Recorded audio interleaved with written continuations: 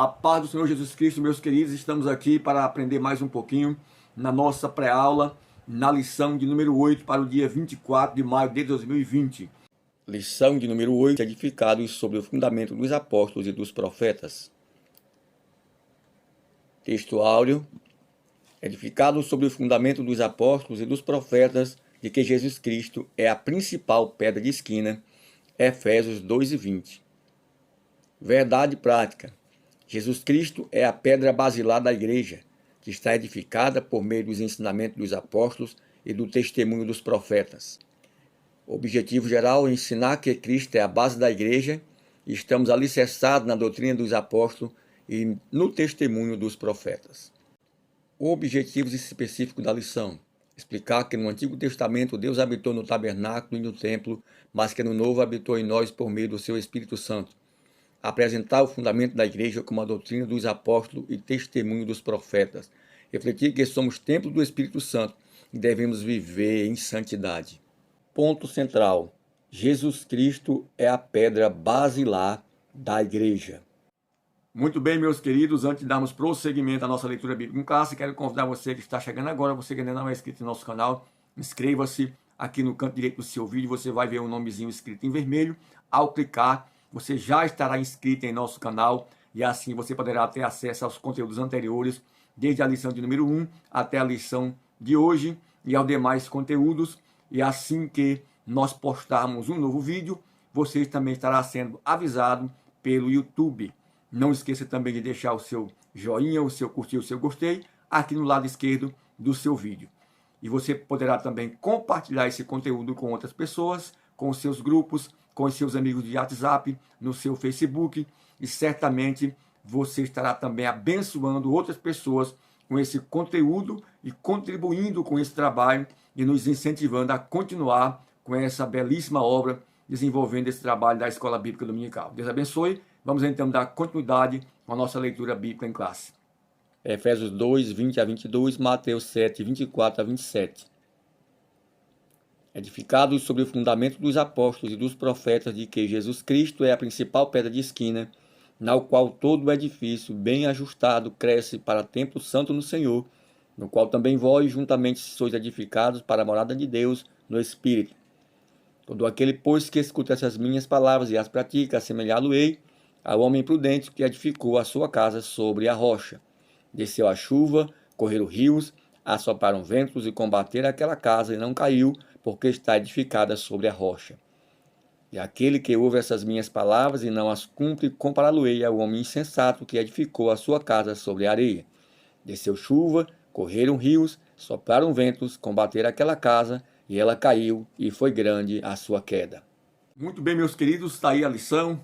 Texto abençoado em Efésios capítulo de número 2, do 20 ao 22, Mateus 7, 24 a 27, aonde serve como base para o entendimento dessa lição, discorrendo aqui, trazendo aqui um comentário baseado no que Paulo ensina, falando sobre a Igreja de Cristo como sendo ela um edifício espiritual.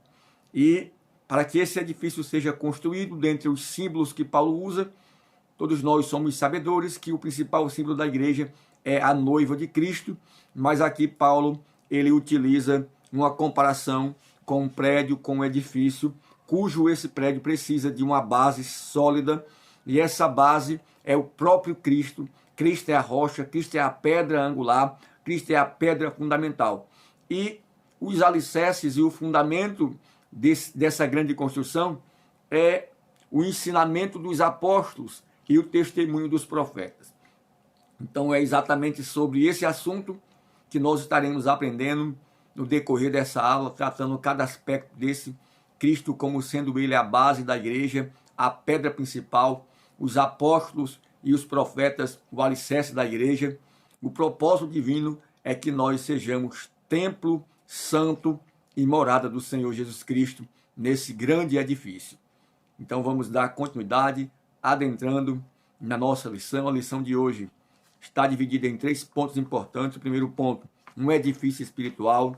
O segundo ponto, o fundamento dos apóstolos e dos profetas. O terceiro ponto, edificados para a morada de Deus. Primeiro ponto, um edifício espiritual, um santuário judeu. O templo em Jerusalém era o símbolo do exclusivismo de Israel como povo de Deus. A proibição dos estrangeiros acessarem o templo era um motivo de inimizade entre judeus e gentios. Ao reconciliar ambos os povos, Cristo aboliu as leis cerimoniais, desfez a inimizade entre eles e formou uma nova humanidade, a igreja. Assim, o templo judeu perde sua relevância e um novo conceito de santuário é estabelecido. Para iniciar nossa lição, esse primeiro ponto que já vai dando aqui uma definição do propósito principal do qual nós estamos sendo comparados como um edifício espiritual. Esse edifício espiritual se tratava do santuário dos judeus. O templo em Jerusalém era o símbolo do exclusivismo de Israel como povo de Deus. Então Israel era um povo exclusivista, era um povo que era exclusivo, separado dos outros povos, e a proibição dos estrangeiros acessar o templo era um motivo de divergência entre judeu e gentio. Capítulo 2 e 14 de Efésios, Paulo deixa isso claro para nós. Veja o que diz aqui na sequência: aboliu as leis cerimoniais, desfez a inimizade entre eles e formou uma nova humanidade, um novo conceito de povo de Deus. Não se tratava mais de judeus, não se tratava mais exclusivamente do povo de Israel, mas todos os povos que em Cristo se tornaram um. Assim, o templo judaico perde a sua relevância. O templo, um palácio bonito, um palácio ornado, ele pode servir de morada para os grandes, para os nobres, para os príncipes, mas não para Deus. Deus não habita em templo feito por mão humana. Então, o que nós estamos aprendendo dentro desse primeiro ponto é que no Antigo Testamento, Deus, ele, desde a peregrinação do povo de Israel, ele habitava em tendas e em tabernáculo. Quando Deus fala com Moisés lá no Monte Sinai, nós vemos aqui o que está escrito em Êxodo, no capítulo de número 25, versículo 8 e 9. Se você quiser anotar para o enriquecimento da tua aula, você anota, vai servir para você usar quando estiver lecionando na classe dos adultos com os seus alunos. E lá vai mostrar o momento em que Deus chama Moisés e ordena a Moisés convidar o povo e o povo levantar uma oferta para a construção do tabernáculo.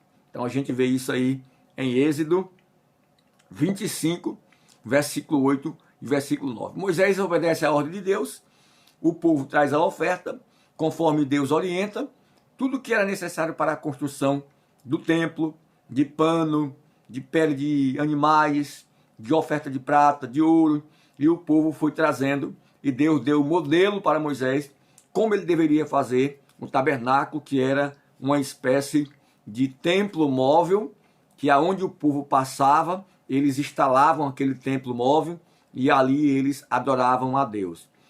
Mas passou-se vários anos até chegar na época do rei Davi, e Davi agora, quando estava no auge do seu reino, ele, pensando consigo, fez uma análise. Ele disse assim: olha, eu moro em casa de cedro, e a arca de Deus está entre cortinas. Então, ele chama o profeta Natã, e ele sente desejo no coração de construir um templo para Deus. E Natã, por sua vez, ele abençoa Davi e diz: faz tudo que tiver no teu coração, que Deus será contigo. Mas se você observar também o texto sagrado, em 2 Samuel, capítulo 7, onde conta a história do momento em que Davi sente o desejo de construir a casa para Deus, Deus então, no versículo de número 5, ele fala com Natã. A partir do versículo 2 até o versículo 5, Deus fala com Natã e Natã ouve a voz de Deus e Deus manda com que ele vá até Davi. Não permite que Davi reconstrua esse templo, porque o propósito de Deus não era que Davi construísse o templo. O propósito do coração de Davi em construir o templo foi bom, foi agradável, porém Deus não permitiu que ele colocasse isso em prática, mas sim a sua posteridade, que seria aquele que vinha depois dele, no caso seria sua nova geração, seus filhos, e Deus cumpriu isso em Salomão. Você vê no versículo de número 12 e o versículo de número 13, quando Deus chama Natã, e Natã vai até o profeta e entrega a mensagem. Davi, por sua vez, compreende, e Deus fala com ele que só depois da sua morte era que esse templo seria erguido no ministério de Salomão. Então, se você abrir a tua Bíblia nessa referência, você pode usar para enriquecer essa aula, mostrando a época do tabernáculo, que esse tabernáculo era um tabernáculo móvel, até chegar à época em que Deus ordena a Salomão que esse templo seja erguido, que esse templo seja construído.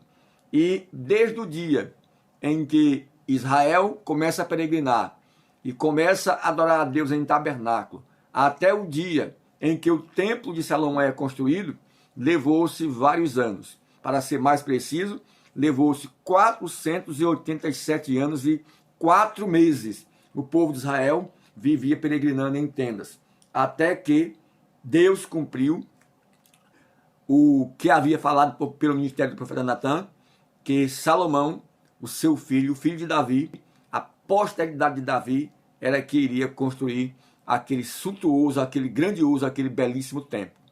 E quando Salomão construiu aquele grande templo, conforme o modelo que Deus assim o entregou, ele iniciou aquele templo e concluiu no período de 7 anos. Começou pelo desejo no coração de Davi, estendeu-se no ministério do rei Salomão, e ele construiu aquele belíssimo e suntuoso templo, aonde se tornou uma peculiaridade, e também entrou a religiosidade extremista, e os judeus passaram então a ser exclusivistas, e eles desprezavam os gentios e as nações pagãs. Então, meus amados, mas quando chega na nova aliança, isso tem uma mudança. Aquele grande templo de Salomão, ele não tem mais essa total relevância como ele tinha, mas nasceu agora um novo conceito do que seria o santuário, do que seria o templo, do que seria o lugar da habitação de Deus. Então vejamos aqui o que diz o segundo parágrafo da lição do primeiro ponto.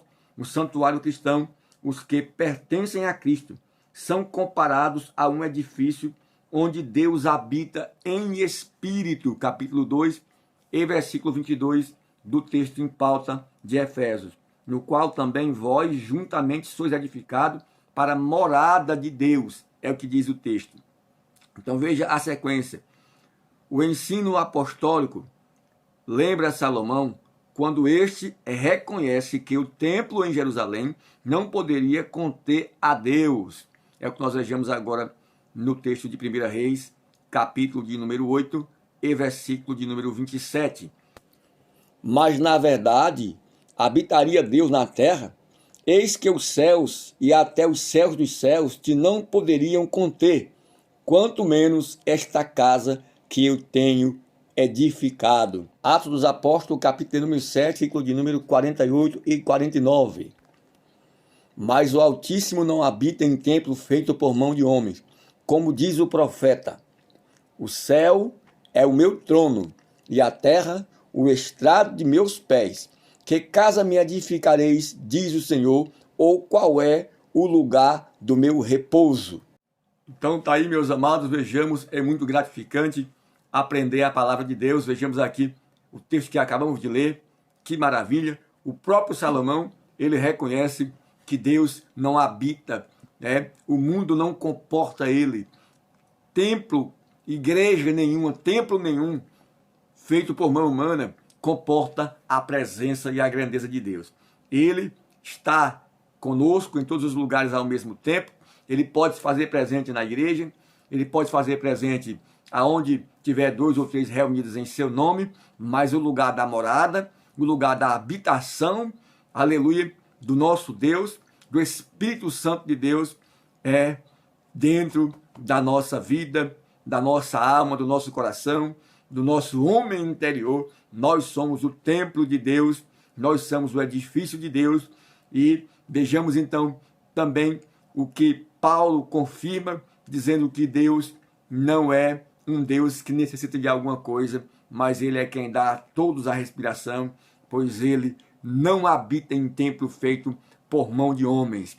Glória a Jesus. Então vamos agora na sequência vendo mais um versículo que vai mostrar para nós que nós somos o templo, que nós somos a morada, que nós somos pedra viva.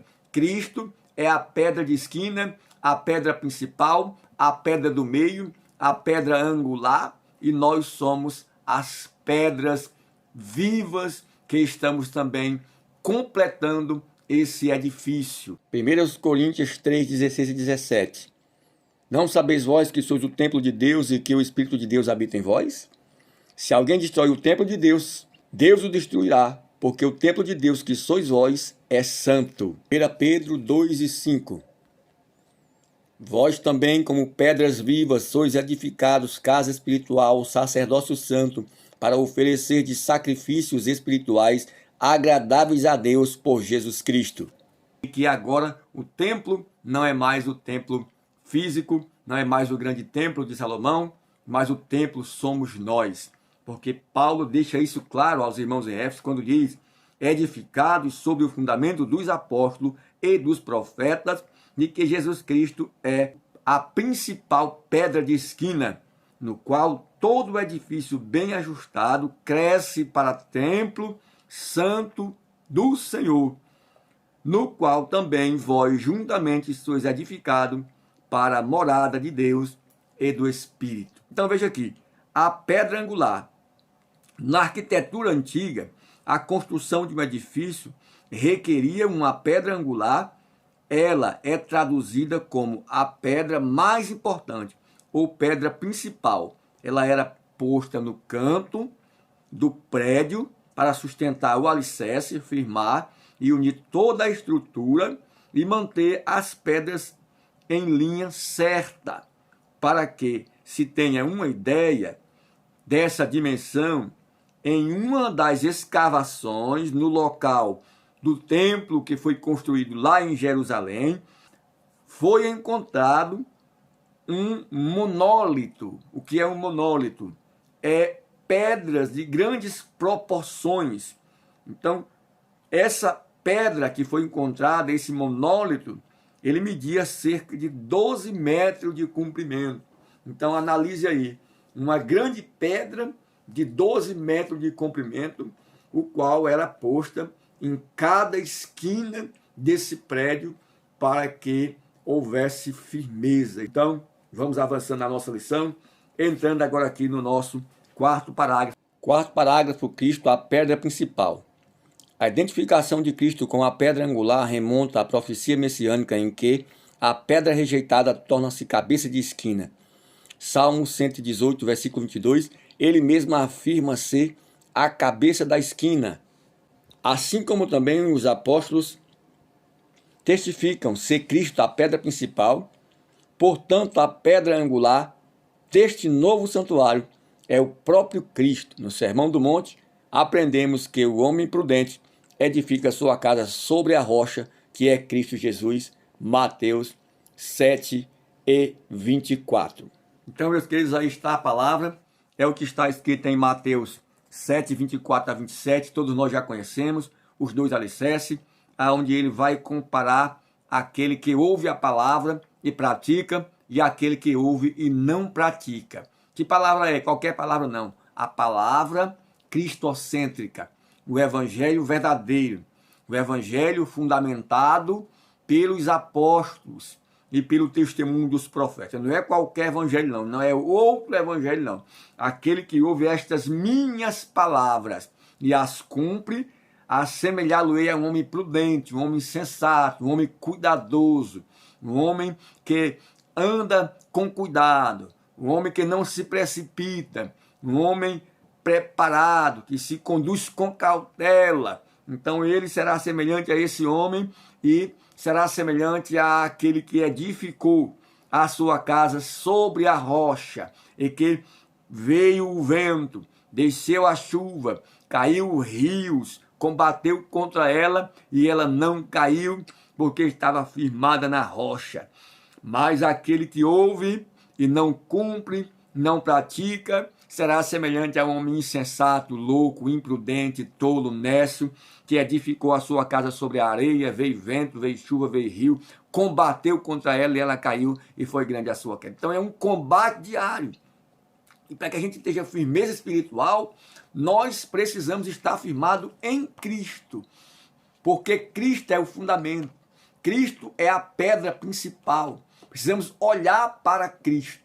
Glória a Deus. Então a igreja, ela é fundamentada nesse verdadeiro evangelho, cujo Cristo é a pedra principal, cujo a base, o fundamento, foi colocada pelos apóstolos e também pelo testemunho dos profetas. A gente vai ver isso aqui no decorrer da lição. Entraremos no segundo ponto e nós vamos ver então daqui a pouquinho o conceito de apóstolo. Então fique conosco para a gente aprender mais dessa palavra. Então essa pedra foi rejeitada. Essa pedra principal, os edificadores rejeitaram. E ela se tornou pedra angular, pedra principal. Então Cristo foi rejeitado, Cristo foi desprezado, mas nós temos essa convicção pela palavra, pelo Espírito Santo, de que ele é a pedra fundamental, a pedra central, angular, no ângulo, na esquina. Então, Cristo é a rocha que sustenta a nossa vida espiritual. Porque se eu sou templo de Deus, se eu sou edifício de Deus, e eu estou firmado em Cristo, então eu estou sustentado em Cristo. Glória a Deus. Então nós precisamos não somente ouvir, como diz aqui o texto, mas praticar, evidenciar, colocar em prática essa palavra. Não é quem ouve, é quem ouve e pratica. Então, meu irmão, que nós possamos ouvir, nós possamos praticar essa palavra e não nos deixar levar por qualquer vento de doutrina que tem por aí, viu? Porque agora com esse momento de restrição, de quarentena, que o país e o mundo está vivendo, muitas lives, muita gente pregando o evangelho, tem muita gente aí torcendo a palavra para chamar atenção, para ganhar seguidores, para ganhar status, crédito no YouTube, né? Então vamos ver o propósito. Será que esse evangelho que está sendo pregado aí é o evangelho de Cristo? É o evangelho cristocêntrico ou é aquele evangelho egoísta? Aquele evangélico onde o homem é o centro? Antropocêntrico, aonde o homem é o centro de tudo, aonde a busca pelo interesse dos prazeres materiais, da satisfação pessoal e não da vida espiritual, da edificação espiritual para a vida eterna, para a salvação. Não tenhamos cuidado, porque o negócio é sério, meu querido irmão. Então, meus amados, Cristo foi rejeitado, sendo ele a principal pedra. Mas Paulo, ele também deixa claro para nós em 1 Coríntios 3, versículo 10 e 11, que Cristo não somente é a base, como ele é o próprio fundamento, e que ele edificou sobre esse fundamento que já está posto, e ninguém pode pôr outro fundamento além do que já está posto. Então os apóstolos foram escolhidos para fundamentar a igreja no evangelho cristocêntrico. Nós vamos aprender aqui que o fundamento não é os apóstolos, o fundamento é a doutrina dos apóstolos. Glória a Jesus. É a palavra, é a escritura, é a história de Cristo contada, testemunhada, e a doutrina de Cristo vivida por eles e ensinada para a igreja, repassada para nós. Então isso aqui é importante. Não vamos entender que os apóstolos são o fundamento, que os profetas são o fundamento da igreja. Não, o fundamento é o ensinamento, é a doutrina dos apóstolos, vivenciada por eles, exemplificada por Cristo e repassada para novas gerações. Então vamos ter cuidado, porque tem gente por aí querendo colocar outro fundamento, outro evangelho, e a Bíblia é clara quanto a isso. A Bíblia diz, o próprio Paulo deixou isso claro aos irmãos, que se alguém vos anunciar outro evangelho, não acrediteis, rejeitai, sejai anátema. É como se fosse maldição para a vossa vida. Lançai fora, né? Desprezai esse outro evangelho, que não é o evangelho cristocêntrico, aquele evangelho da prosperidade, aquele evangelho do céu na terra, né? Do aqui e agora, do oba-oba. Esse evangelho aí, meu irmão, vamos ter cuidado, porque esse não é o evangelho de Cristo. O evangelho de Cristo é evangelho de cruz, evangelho de sofrimento. O que se vê aí é só bênção. Recebe, recebe, recebe, recebe, recebe. Deus é contigo, recebe, recebe. Cuidado, não tem uma exortação, não tem uma advertência. É preocupante esse tipo de evangelho, né? Então nós precisamos ter muito cuidado, porque não pode ser posto outro fundamento além daquele que já está posto. Porque a obra de cada um será provada como que pelo fogo, né? Tem obra por aí que é de palha. Tem evangelho por aí que a obra dele é de capim, né, irmão? Aonde o fogo chega e queima, é de madeira. Mas o evangelho, a obra perfeita, é aquela que é feita com pedras preciosas, né? Ouro, prata e pedras preciosas. Que Deus em Cristo nos conceda da sua graça. Vamos então dando continuidade à nossa lição, entrando agora para o segundo ponto da lição. Queridos irmãos, chegamos agora aqui no segundo ponto da nossa lição, o fundamento, os apóstolos e os profetas. Primeiro parágrafo, o conceito de apóstolo. O termo grego para apóstolo é usado para enviado ou mensageiro. Então se aplica esse termo grego para quem é enviado ou para mensageiro. Então Cristo, ele foi o apóstolo dos apóstolos, porque ele veio com a missão, ele veio com o propósito, ele foi enviado de Deus, ele veio, e a missão de Cristo, ela foi insubstituível, que a gente vai ver aqui que esse termo apóstolo, já para o Novo Testamento, ele traz uma definição diferente, é a definição de uma obra ou uma tarefa insubstituível. Então, por aqui a gente já começa a observar que os apóstolos, que eram os 12, a gente vê lá no Novo Testamento, em Marcos e em Mateus, que eles se referiram apenas uma vez essa palavra apóstolo e referindo eles apenas aos 12 discípulos. Já Lucas, ele fala dezenas de vezes sobre o apóstolo, tanto ele fala no livro que leva o seu nome, como ele também fala no livro de Atos dos Apóstolos. E ele fala várias vezes sobre apóstolo, mas sempre se referindo aos 12 apóstolos, aos 12 discípulos que foram escolhidos por Deus e que receberam o nome de apóstolo. Meus irmãos, eu não sei, tem muita gente hoje que ele quer porque quer ser chamado de apóstolo. Ele acha que ele tem essa autonomia. Mas nós vamos aprender aqui que o apóstolo, para ele ser realmente considerado apóstolo, ele tinha que ser testemunho ocular de Cristo. E o que é isso, pastor? Testemunho ocular é aquele que conseguiu ver, né? Então, ocular fala de olhos, né? Da ótica, de ver, de poder enxergar. Então, só era considerado apóstolo bíblico aquele que teve a oportunidade de ver Cristo desde o seu batismo, no seu ministério terreno, da sua morte, da sua ressurreição e da sua ascensão ao céu, e passou então a ser testemunho de Cristo.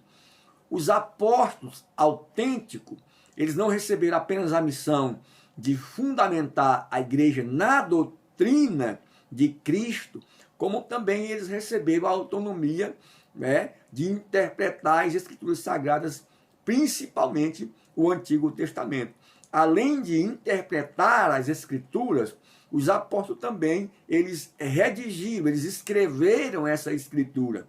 Então, observe que o requisito para o perfil de um apóstolo não é tão simples. Então, não era qualquer um que tinha esse privilégio de poder ver Jesus em todo esse âmbito ministerial. Era necessário que tivesse visto Jesus ser batizado nas águas, ter visto Jesus no seu ministério, no desenvolvimento do seu ministério, ter visto Jesus morrer na cruz, ressuscitar, né? Ser sepultado e ressuscitar ao terceiro dia, e também ser visto depois da ressurreição, e depois ser assunto aos céus. Ele tinha que ser testemunho de todo esse processo de Cristo. Então não era tão simples assim, meu irmão. Então tem pessoas que ele se auto-intitula apóstolo. Os apóstolos bíblicos, eles não se auto-intitularam, eles foram intitulados pelo próprio Cristo. Nós vamos ver aqui, ó, que nós temos aqui o que está em Marcos capítulo 10, versículo 2 a 5, né? Nós temos aqui Mateus 10, 2 a 5, e nós temos Marcos 6, 30, Lucas 6 e 13. Lucas 6 e 13, quando ele passa a noite em oração a Deus, e quando ele se levanta pela madrugada, ele, entre os seus discípulos, ele escolhe 12, aos quais também nomeou de apóstolo, né? Então a gente vê aqui que o último apóstolo a ser considerado como apóstolo foi o apóstolo Paulo. Então Paulo foi considerado apóstolo, mas em uma certa ocasião ele mesmo se sentiu indigno de ser chamado apóstolo, porque ele disse que foi o último dos apóstolos. Ele disse que foi como um processo abortivo, era como se fossem nos últimos minutos, vamos dizer assim, nos 45 minutos do segundo tempo, foi que Paulo foi chamado por Deus e recebeu o ministério de apóstolo. Mas, na verdade, Paulo, ele não se achava digno de ser chamado apóstolo como os 12. Ele mesmo fala isso aqui, nós vamos ver daqui a pouquinho esse texto.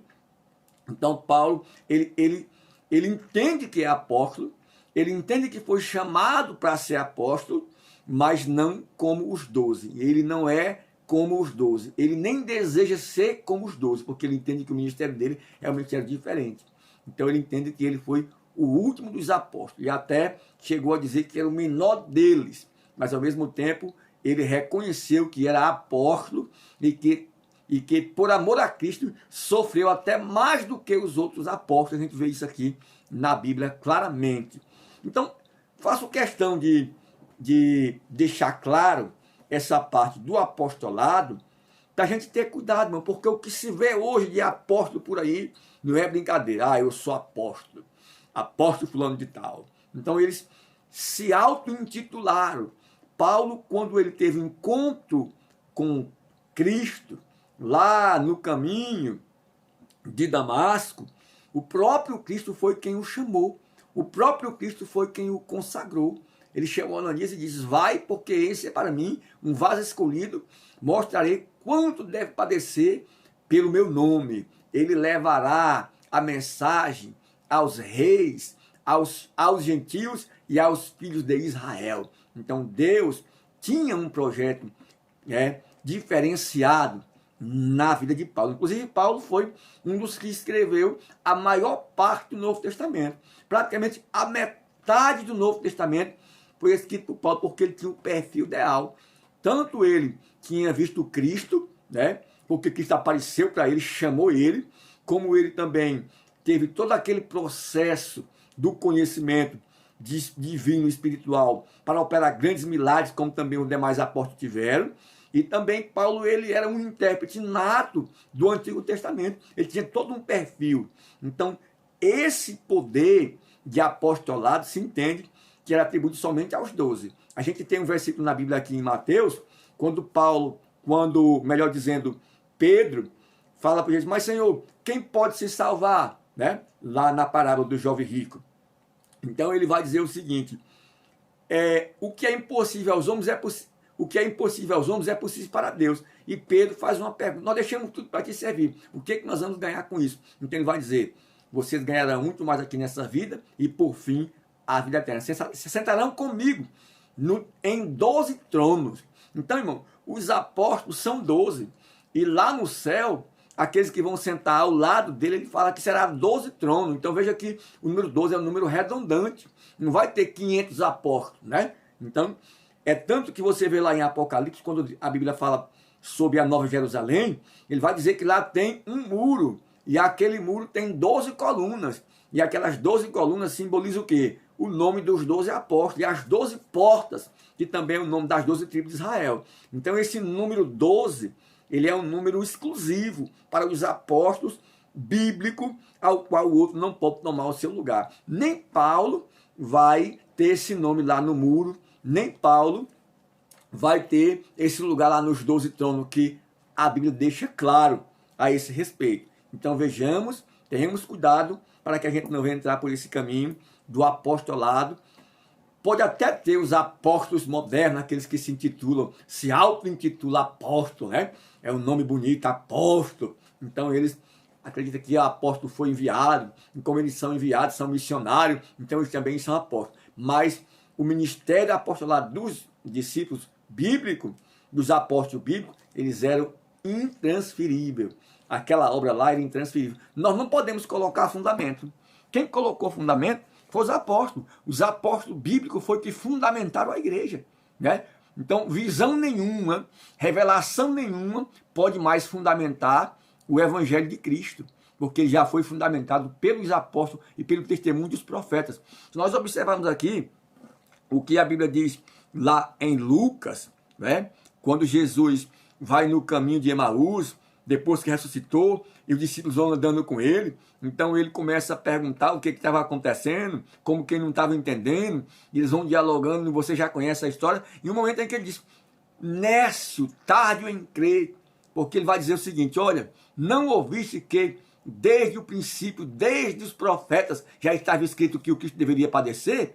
Eles estavam duvidando que Cristo não tinha ressuscitado ainda, estavam pensando que ele era o rei dos judeus, mas aí no terceiro dia ele não ressuscitou, então ele começou a ensinar. E aí o texto vai dizer, Lucas narra dizendo que ele começou a ensinar para eles desde Moisés até em todos os profetas. Então ali é o testemunho de que esses profetas e esses apóstolos testemunharam de Cristo e fundamentaram a igreja. Então já ficou tudo fundamentado. Hoje nós temos presbítero, temos diácono, temos pastores, temos evangelistas e tantas outras funções no que diz respeito ao ministério, porém não podemos nos intitular apóstolo, porque nós já estamos dando sequência ao ministério que os apóstolos já fundaram. Então esse evangelho já foi fundamentado por Cristo, né?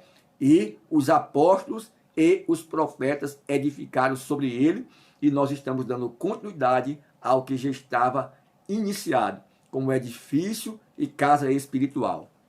Louvado seja o nome do Senhor nosso Deus. Nós temos algumas referências aqui que podem provar essa veracidade, mas para que o nosso vídeo não fique muito longo, nós vamos narrar para você aí o que está, você pode anotar e vai provar esse conceito de apostolado, né? Você vai ver o que está lá em Atos dos Apóstolos 1, 21 e 22, e nós vamos ver também Coríntios, 1 Coríntios 15, 8 e 9, Romanos 1 e 1, que diz, aos apóstolos foi conferido o ministério da palavra com o compromisso de instruir a igreja. Atos 6, 2 a 4, nesse aspecto, os apóstolos são aqueles que foram comissionados por Cristo para a igreja primitiva e a mensagem de Cristo, o fundamento. Então os apóstolos foram os primórdios, aqueles que andaram com Cristo, que viram Cristo, né, ressuscitar, fizeram parte do seu ministério. Essa referência que nós temos aqui em Atos 1, 21 e 22 vai falar sobre isso, e quando foi substituir Judas, né, que estava profetizado que ele havia de trair, então o outro teria que tomar o seu lugar, e eles disseram, quem é que vai substituir? Então não foi qualquer um. Então vamos ver o que diz esse texto, Atos dos Apóstolos 1, 21 e 22. Atos 1, 21 e 22. É necessário, pois, que dos varões que conviveram conosco todo o tempo em que o Senhor Jesus entrou e saiu dentre nós, começando desde o batismo de João até ao dia em que dentre nós foi recebido em cima, um deles se faça conosco testemunho da sua ressurreição. Então, amados, vejamos que, conforme diz o texto, não era qualquer um, tinha que ter o perfil. Quando eles foram escolher um apóstolo para substituir Judas, eles disseram, precisa ser alguém que entre nós viu Cristo desde o batismo de João até a sua ascensão aos céus.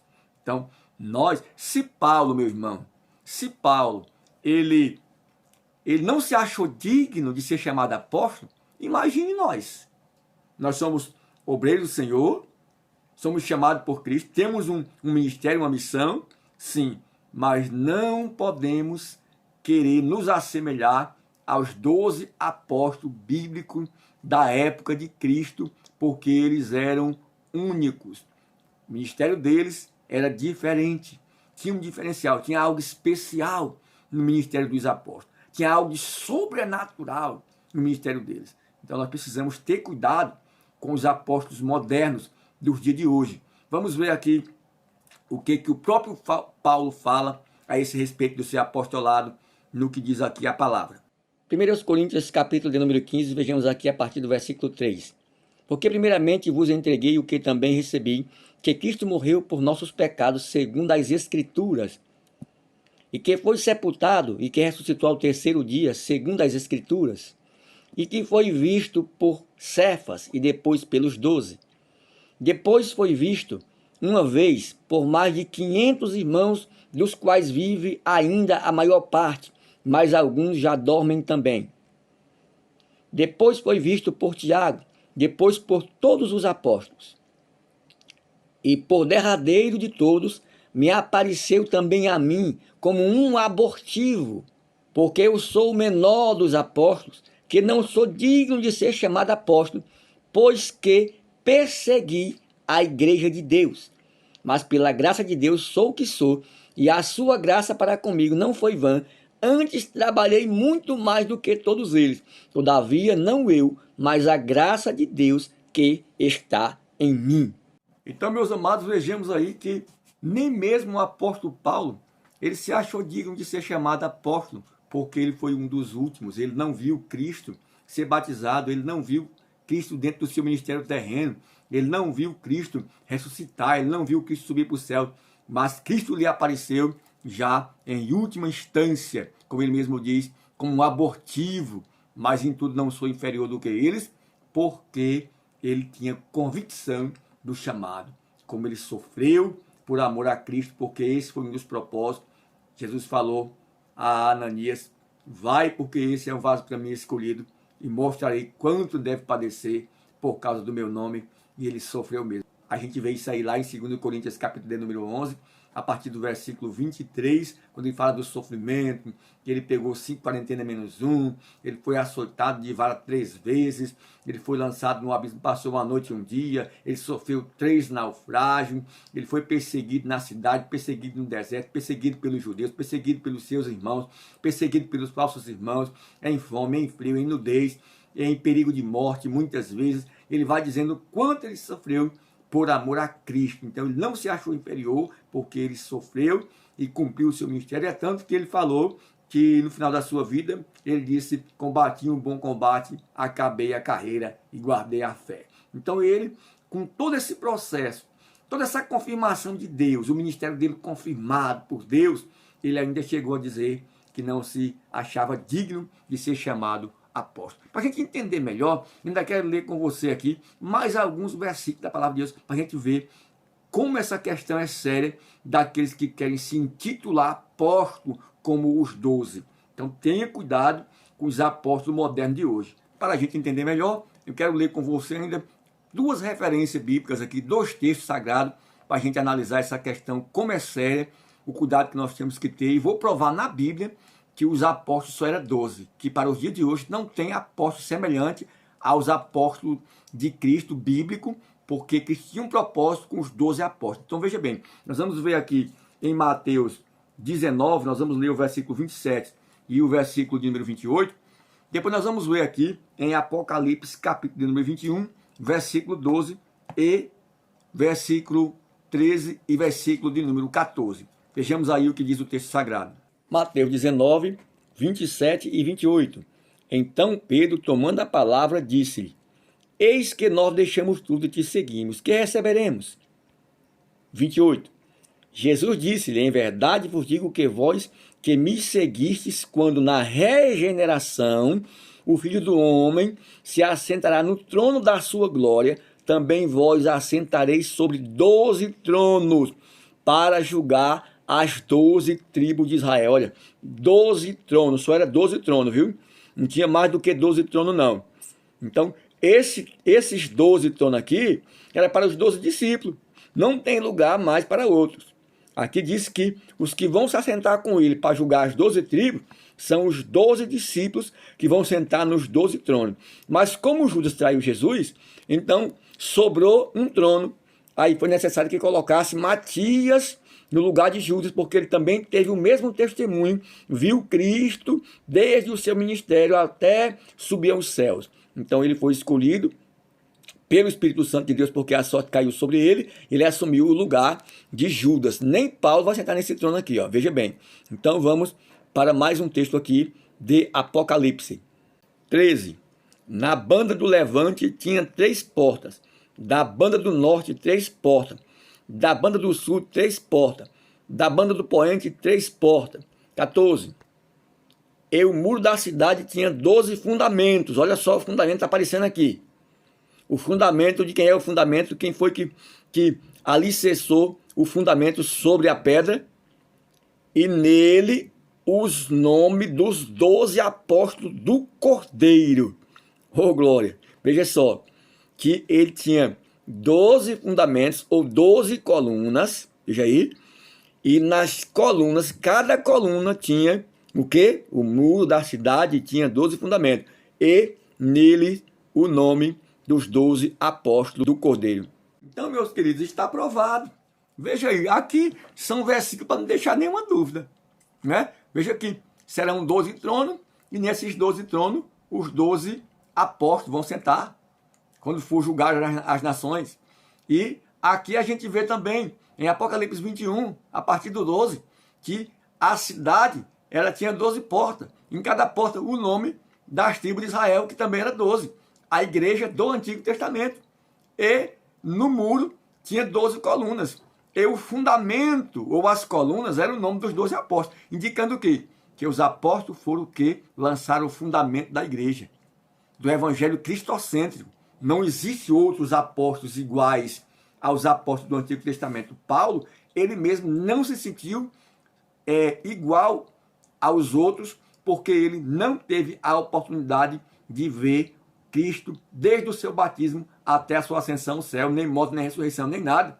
Por isso que ele diz: sou como um abortivo, mas sei que fui chamado, mesmo como sendo um dos últimos, mesmo como sendo um dos menores, mas não me acho inferior. Ele era apóstolo, tinha convicção disso, mas ele não se comparava aos 12. Ele não fazia parte do grupo dos 12. Ele era um apóstolo, mas um apóstolo com um ministério diferenciado dos 12 apóstolos. Ele foi o último dos apóstolos bíblicos, né, que fundamentou a igreja, que interpretou as escrituras, que teve aquele mesmo dom sobrenatural de coisas extraordinárias, né, e que também fundamentou a igreja. Então fica essa palavra aí, tenhamos cuidado com esses apóstolos modernos, viu? Que eu sou apóstolo, né? Então tenha cuidado, que o nome de apóstolo é muito bonito. Daqui a pouco eles vão querer ser a terceira pessoa, né? Não, a terceira pessoa já tem. Daqui a pouco eles vão querer ser a quarta pessoa da Trindade Divina. Vão querer tomar o lugar de Maria, né? Porque os católicos dizem que é Deus Pai, Deus Filho, Espírito Santo e Maria. Então, eles vão querer tomar o lugar de Maria, ser a quarta pessoa da Trindade Divina. Então, tenha cuidado com esse negócio aí, viu? Então, olha só. A doutrina dos apóstolos. Aqui a gente aprende nesse parágrafo que o fundamento da igreja não era os apóstolos, era a doutrina deles. Então, se ligue na questão da doutrina, viu? Isso é bom para você passar para os seus alunos também. E aqui nessa que a gente tem o testemunho dos profetas, tanto os apóstolos como os profetas. Eram os profetas do Novo Testamento, porque no Novo Testamento também tinha muito profeta. Aqui diz o comentador que se refere exclusivamente aos profetas do Novo Testamento.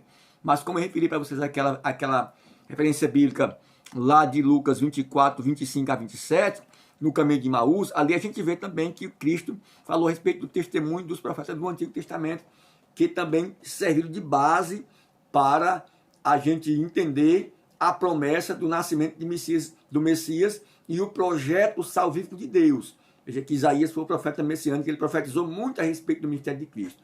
Então os profetas, eles são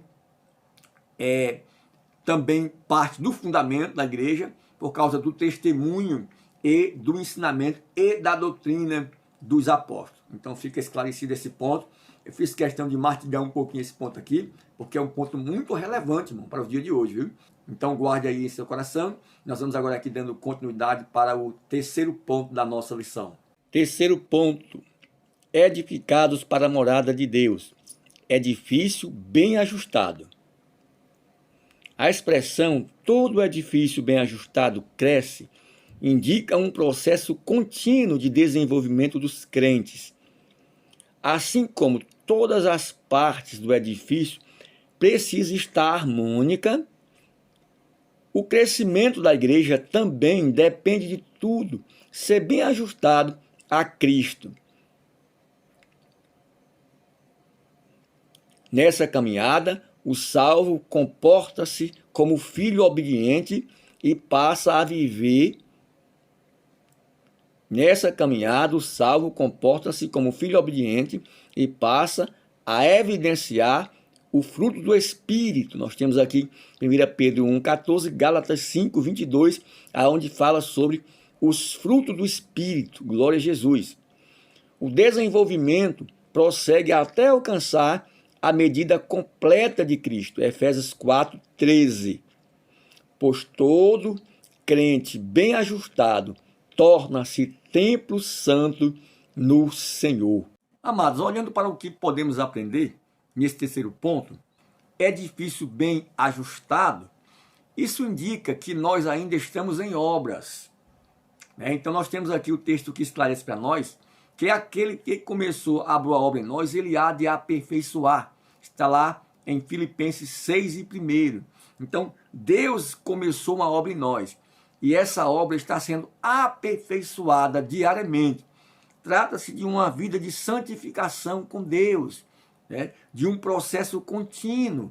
Nós sabemos que a regeneração, ela é automática. Aceitou Jesus, foi regenerado, perdoado os pecados, recebeu o Espírito Santo como selo, como garantia. Porém, nós temos o processo da santificação. A justificação e a regeneração são automáticos. Deus na hora justifica, perdoa. Mas aí vem o processo: santificai-vos na verdade. A tua palavra é a verdade. Templo santo é aqui o segundo parágrafo. Nós temos aqui o que diz em 1 Pedro 1,15. Esse texto é conhecido, porque escrito está: sede santo, porque eu sou santo. Aí vem o processo de santificação diária. Aqui em Gálatas 5,22 fala dos frutos do Espírito, né? Então o fruto do Espírito é amor, gozo, paz, bondade, longanimidade, benignidade, fidelidade, temperança, mansidão, domínio próprio. Contra essas coisas não há lei, e abandonar as obras carnais. Vamos agora ler aqui alguns versículos para a gente provar como base bíblica essa veracidade, essa verdade. Então nós estaremos lendo aqui o que diz Filipenses 1,6 e estaremos lendo o que diz Hebreus 3,6. Acompanhe conosco o texto. Vejamos então Filipenses 1, versículo 6. Tendo por certo isto mesmo, que aquele que em vós começou a boa obra, aperfeiçoará até o dia de Cristo Jesus. Então a obra de Deus em nossa vida, ela é um processo contínuo até o dia da nossa redenção, até o dia em que Cristo Jesus descer para arrebatar a sua igreja.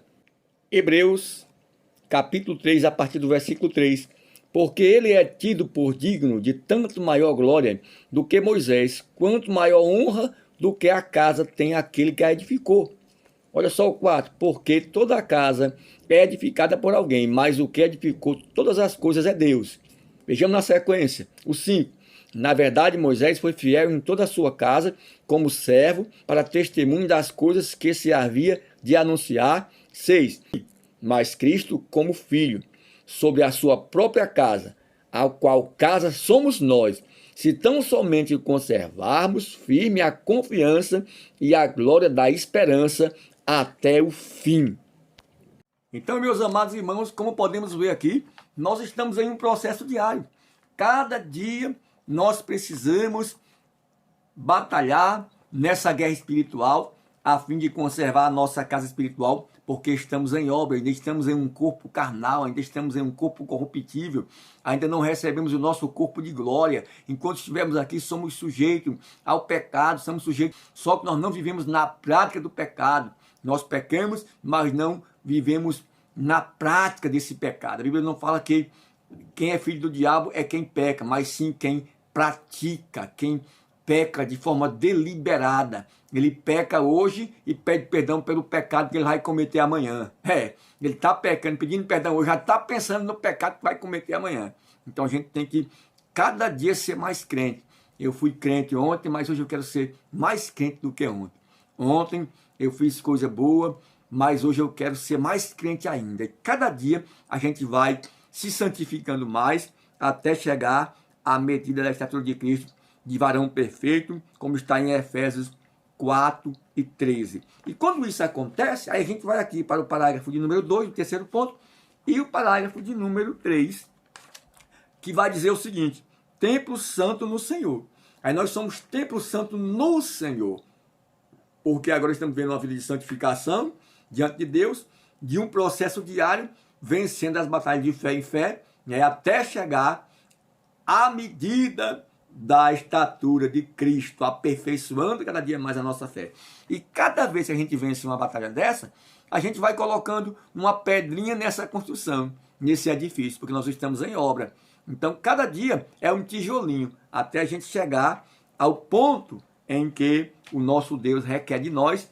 Aí nós passamos a ser o quê? Morada do Altíssimo. Olha só. Então, no Antigo Testamento, a expressão morada do Altíssimo fazia alusão ao tabernáculo e depois ao templo israelita. Indicava lugar de habitação permanente de comunhão íntima com Deus. Então passa a ser o quê? Morada do Altíssimo, comunhão íntima com Deus. E o que é que significa dizer templo santo? Essa palavra templo santo, ela tem uma definição importante. A palavra aqui usada para templo é o vocábulo naon. E o que é que esse vocábulo significa? O que é que ele indica? Que designa, né, o recinto interior. O que é que ele indica? Que ele aponta? Então, o naon significa o vocábulo interior, ou seja, o interior do átrio, do templo, o lugar santo dos santos, é que era o lugar mais importante do templo, do grande templo, na época dos tabernáculos e até mesmo do templo de Salomão. Mas hoje o lugar mais importante não é a parte exterior, a parte de fora, apesar de que isso importa também porque reflete o que está dentro. Mas essa santificação aqui, ela começa lá dentro, né? Lá no interior, no templo santo do Senhor, no íntimo da alma. Não é só o corpo, mas a Bíblia diz que é espírito, corpo e alma, e principalmente o coração, porque diz que o coração é que procede às saídas da vida. Então, tudo que se deve guardar, guarda o teu coração, porque dele procede as saídas da vida. O adultério, a inveja, o roubo, os furtos, é raiz que começa aqui, né, irmão? Então, a ira do homem, se a gente deixar essa ira criar a raiz de amargura, a Bíblia não diz, o homem sábio e entendido morte pelo seu bom trato. Tiago disse isso, né? Pelo seu bom trato em obra de mansidão, porque quem quer ser sábio e entendido, morte por isso, porque aquele que tem sentimento faccioso, raiz de amargura e inveja no coração, essa sabedoria não é a que vem do alto, mas é animal, terrena e diabólica. A sabedoria que vem do alto é primeiramente pura, depois moderada e cheia de frutos espirituais tratável. Então é isso que Deus quer de nós, uma vida de santificação e frutos espirituais no homem interior. Glória a Jesus. E assim nós podemos ser o quê? Templo santo de Deus, e podemos ser o quê? Morada do Altíssimo. Ô, coisa boa. Já pensou? Cristo morar em nós, Deus habitar em nós, nós escolhidos como templo santo de Deus. Glória a Jesus. Isso é maravilhoso. Então, irmão, Jesus, o nosso Deus, ele é espírito. E a Bíblia diz que importa que os que o adorem em espírito e em verdade. O que é que isso indica? Indica que ele não é um ser físico, não é um ser material, limitado ao tempo e ao espaço. Ele é onipresente. Então, onde você estiver, aí está a igreja de Cristo. Só que tem um detalhe. Individualmente você não é igreja. Individualmente você é membro da igreja, membro do corpo. Entenda uma coisa. Tem gente que confunde isso aqui. O que é ser membro do corpo e o que é a igreja? A igreja são todos os membros juntos, unidos, formam uma igreja. Ah, mas eu não estou nem aí para pastor. Ah, mas meu negócio é com Jesus, eu não tenho nada com a igreja, não. Eu sirvo a Jesus. Não, se você está separado do corpo, você é um membro amputado. Um membro amputado serve de quê? Um membro amputado, cortado do corpo, ele serve para quê? O galho fora da árvore serve para quê? Então entenda isso aí. Sem mim nada podeis fazer. O galho ligado a Cristo. Cristo é a videira. Deus é o lavrador. Você é a vara. Então, o fundamento é Cristo. Cristo é a base, é a pedra. Os apóstolos e os profetas foram os fundadores que lançaram as colunas, as bases, né? As bases, os fundamentos, como está lá em Apocalipse. E nós somos os tijolinhos. Cada um de nós vai formando o edifício. Então, se nós estivermos um tijolo fora dessa construção, nós estamos fora da base. Se nós formos um membro fora do corpo, nós estamos fora da igreja. Nós somos parte da igreja. Nós somos membros uns dos outros e fazemos parte da igreja. Todo mundo junto forma uma igreja. Então, quem quer fazer parte de uma igreja e ele está separado dela, é como um marido que se casa e dá uma de solteiro. Imagine só, o camarada se casa e dá uma de solteirão, galãzão. Já pensou um negócio desse? Então é como alguém dizer que é crente e está separado da igreja, sem comunhão com a igreja, sem participar dos cultos da igreja, sem participar da Santa Ceia. A gente sabe que a gente está nesse momento de quarentena, de pandemia, mas nós precisamos nos esforçar para estar nos cultos, pelo menos na Santa Ceia do Senhor, tomando os cuidados necessários, mas sempre estar diante da palavra, em comunhão com os irmãos, aqueles que estão podendo acompanhar pelas lives, acompanhem pelas lives, adorem, participem. Tem que estar ligado com a igreja, reunido, porque senão, meu irmão, fica fora do corpo, esfria, está amputado. Então, o membro fora do corpo está morto. Assim como o crente que diz que é membro fora da igreja, desprogramado da igreja, desinformado da igreja, sem comunhão com os irmãos, sem participar dos eventos, dos cultos, sem estar informado, sem estar envolvido nas coisas de Deus. Então tenha cuidado, porque você é membro, mas se estiver no corpo, se estiver fora do corpo, está morto. Que a misericórdia de Deus possa nos alcançar. Vamos entrando agora na nossa conclusão, finalizando a nossa lição. Muito bem, meus amados, chegamos aqui agora na nossa conclusão. A comparação da igreja como edifício em construção indica que estamos em processo de aperfeiçoamento até que todos cheguemos à unidade da fé. Efésios 4, 12 e 13. A pedra angular, que é o próprio Cristo, não pode ser substituído. A doutrina dos apóstolos e o testemunho dos profetas não pode ser revogado. Muito bem, meus queridos irmãos, veja aí como fica claro para nós, dentro dessa conclusão, o propósito principal, porque Cristo é o fundamento, não pode ser posto, nem o evangelho de Cristo pode ser substituído e nem o fundamento dos apóstolos. Tudo isso ele tem um propósito, é o aperfeiçoamento dos santos, que vai crescendo dia a dia. Vamos ver aqui o que diz ainda em Efésios, capítulo de número 4, versículo 12 a seguir. Querendo o aperfeiçoamento dos santos para a obra do ministério, para a edificação do corpo de Cristo. Olha só, 13. Até que todos chegamos à unidade da fé e ao conhecimento do Filho de Deus, a varão perfeito, à medida da estatura completa de Cristo. 14. Para que não sejamos mais meninos, olha só, não sejamos meninos, inconstantes, levados em roda por todo o vento de doutrina, pelo engano dos homens que com astúcia enganam fraudulosamente. Então é isso aqui. Quem tem esse fundamento não anda enganado. Quem conhece o Evangelho de Cristo, quem está firmado na rocha, não se deixa enganar facilmente. Então receba essa palavra, que sirva para o enriquecimento espiritual da tua vida. Você que vai ainda lecionar na Escola Bíblica Dominical, que sirva também de enriquecimento para a sua aula. Deus abençoe, muito obrigado. Deixo aí o meu apelo para você que ainda não é inscrito. Inscreva-se. Não esqueça de deixar o seu joinha, o seu gostei. Compartilhe também com os seus amigos nas redes sociais. E certamente você estará nos ajudando no crescimento do nosso canal. Estou alegre também porque o meu canal completou 100 inscritos, né?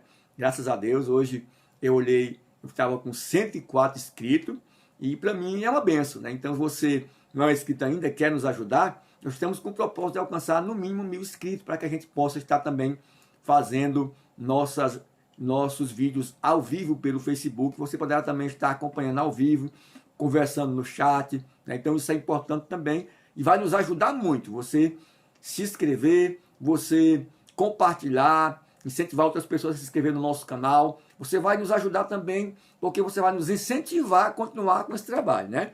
É um trabalho, não é tão fácil, mas Deus tem nos dado graça. E eu acredito que você tem sido edificado com essa palavra. Então que Deus abençoe e vos ajude, né, nessa sua caminhada. Vamos com fé, vamos continuar. E até o próximo vídeo, se assim Deus nos permitir. A paz do Senhor. Deus abençoe a todos em nome de Jesus.